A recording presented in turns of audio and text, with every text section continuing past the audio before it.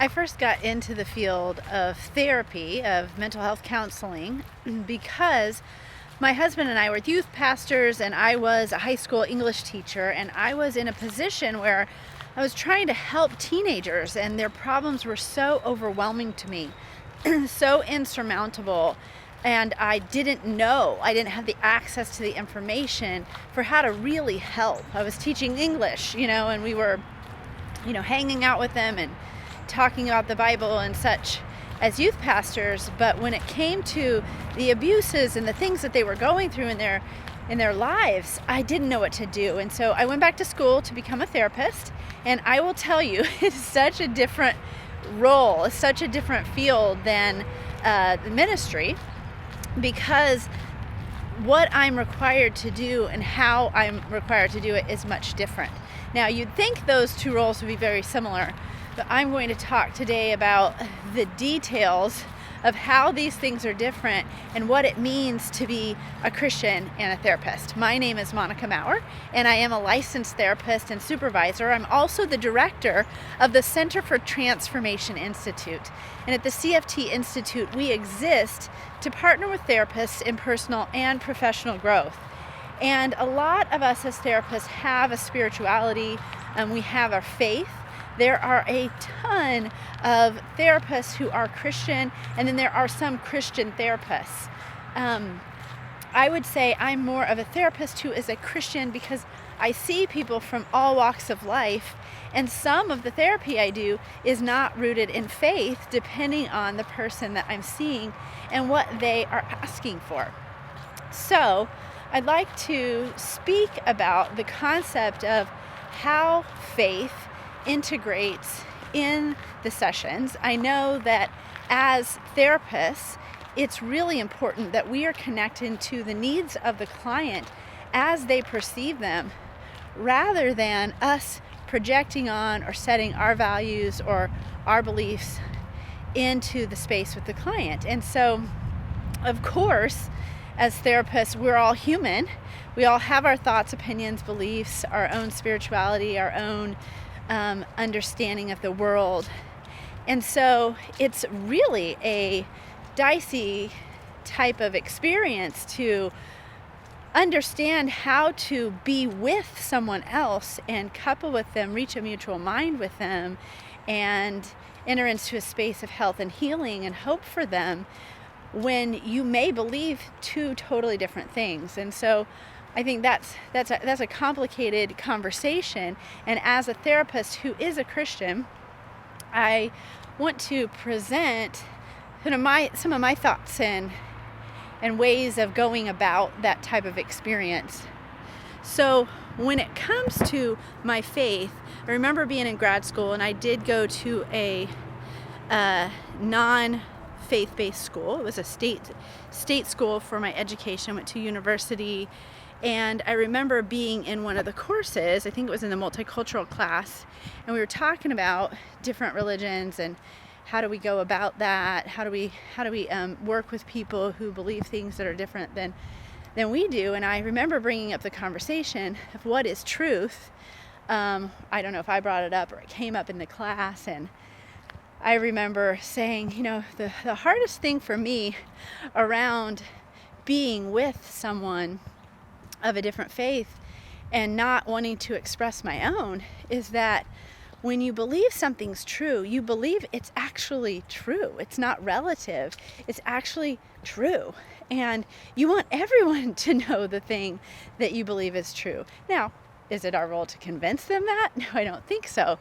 But when you really believe something's true, you want it for everyone. And I think that's the dilemma that a lot of us as faith therapists who have a strong faith, that's the dilemma that we find ourselves in, is it's not my role to proselytize or convert or whatever. My role is to be with, yet there's a strong desire for people to know the hope that I have found in my relationship with God and Jesus and the Holy Spirit. And I want to be able to share that because I care deeply now about this person. So I think that's where things get a bit dicey and a bit complicated, because we're not sure as therapists how to kind of sit in the in-between And I think as well, when I consider, working in church world and ministry for a couple of decades, and then coming into this role and this professional role where it's not about talking about those kinds of things with clients unless they desire that I oftentimes would find myself going, okay, this is a workaround, because the people that I've worked with in the past and the way that we did things with the groups we were involved with is kind of off limits in this territory. And how do I feel about that? Is that congruent with who I want to be and who I am on the earth? And I've really found a profound and beautiful way to think about these things, and so I'd like to articulate those to you now. So the thing that I think about first of all is that even if I'm not talking about Jesus to the person I'm talking to, the client that's in the room, in the chair, what I'm doing is I am connecting to Jesus myself, and so that the love of Jesus is flowing through me. And it's so common for me to be sitting with a client who may not know God in a personal way and then say to me, I feel so cared for here. I feel so cared about. I feel so seen and known and understood, and compassion and patience and those kinds of things. And I think, wow, that's confirmation that, of course, I want to be the kind of person who's doing that. But as a Christian, I feel like it's because I'm spending that time with God and being renewed in the spirit of my mind, being renewed and transformed into the likeness of Jesus, that what my client's actually experiencing is the presence of Jesus, the acceptance of Jesus.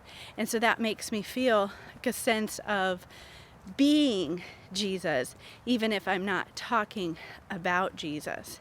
And I think another way to see that, like the second point here, is that as humans, I think so often, and as people who are people of faith who feel a strong sense of wanting to tell others about what we've experienced, is that we oftentimes have a sense that it's our responsibility to use words to tell someone something. And sometimes there's so much more to it than just the words. Like I was saying before, a lot of times it has so much to do with not just the words we're speaking, but how we're being. And there's a concept that goes along with that, and that's the second point here, that it's not my responsibility to reveal God to someone. I actually heard a speaker say this before, that God reveals God to the human soul. And so if that's true, then it's not my responsibility. All it's my responsibility to do is be salt and light and to love the person who's with me. And that's a challenge, because as humans we have our own weaknesses, and we get annoyed with people. We have trouble tolerating weakness, and we're immature in our ability to love. That so often when we're staying connected to God's Spirit, when we're, like one of the other podcasts was talking about, when we're walking in Emmanuel presence, we're staying connected to Jesus. There's a sense of His love, His light, His character shining through us. And we're able to show people that love through our lives, through our behavior, through just even the energy that we're bringing into a room can be so calming. And it's not us. So God uses that to reveal Himself. And that brings me to the third point. The third point is that when it comes to truth and reality, I started to rest as a younger therapist.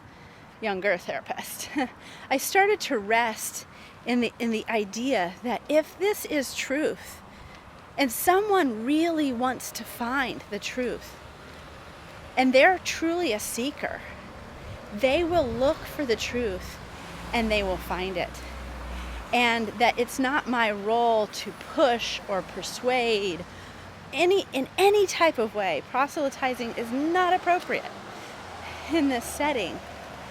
But what's appropriate is being with and helping someone discover what it is to be human, what it is to be a spiritual being, what it is to discover what it means to be alive, and what it is to connect to a higher ordered self, to a deeper level of conscious awareness. That brings up the concept of spirituality. And if this thing that I believe is really true, then the people that I'm talking to who are really discovering and pushing forward to what is truth, they will find it. I don't have to take them down a certain lens or lane that I've been through or the way I think of things.